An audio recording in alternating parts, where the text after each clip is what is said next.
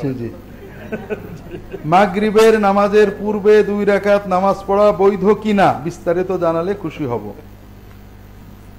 মাগরিবের নামাজের আগে 2 রাকাত নামাজ পড়া বৈধ না, এটা কেউই বলেননি, আমরা না জেনে বলি। এটা হানাফি মাযহাবের যত ফিকহের কিতাব আছে কেউ লেখেননি যে মাগরিবের রক্ত হওয়ার পরে নফল নামাজ পড়া মাকরুহ। তারা বলেছেন মাগরিব নামাজ পিছানো মাকরুহ। নামাজের মাকরুহ তো বেলা ডুবা পর্যন্ত, বেলা ডুবার পরে নামাজ পড়া বৈধ। মাগরিব আযান হোক না হোক, আগে পরে, এই সময় নামাজ মাকরুহ না, কোনো হানাফি কিতাবে নেই।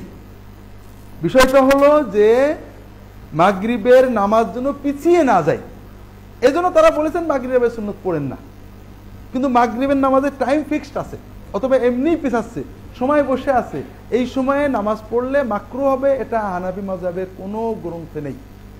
এ ব্যাপারে মাওলানা আব্দুল মালিক মারকাজুদ দাওয়ার একটা গবেষণা আছে, উনি বিস্তারিত আলোচনা করেছেন। তাকি উসমানী সাহেবের গবেষণা আছে যে মাগরিবের আজানের পরে মাগরিবের নামাজের আগে নামাজ পড়া এটা মুবাহ, বৈধ, তবে মুস্তাহাব না তাদের মতে, কারোর মতে মুস্তাহাব, এটা হলো বৈধতা। এই জন্য মাগরিবের আজানের পরে মাগরিবের নামাজের আগে নামাজ পড়া মাকরুহ, এটা আমাদের দেশের প্রচলিত ধারণা, এটা হানাফি মাযহাব না, এটা বাঙালি মাযহাব।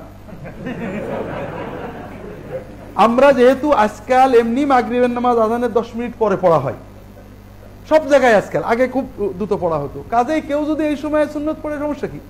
বিশেষ করে দুখুলুল মসজিদ, রাসূলুল্লাহ সাল্লাল্লাহু আলাইহি ওয়াসাল্লাম খুব তাকিদ দিয়েছেন, মসজিদে ঢুকে নামাজ না পড়ে বসো না, নামাজের সময় আছে, নামাজ পড়বো না, মাটিতে বসে পড়বো, এটা সত্যই কষ্টকর।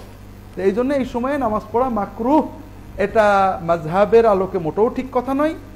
আর দ্বিতীয় কথা হলো, যেহেতু অন্যান্য ফকিহরা এই সময় নামাজ পড়াকে মুস্তাহাব বলেছেন, বিশেষ করে দুখুলুল মসজিদটা রাসূলুল্লাহ সাল্লাল্লাহু আলাইহি ওয়াসাল্লাম তাকিদ দিয়েছেন, কোনো ওজর ছাড়া আমরা কেন এটা ত্যাগ করবো?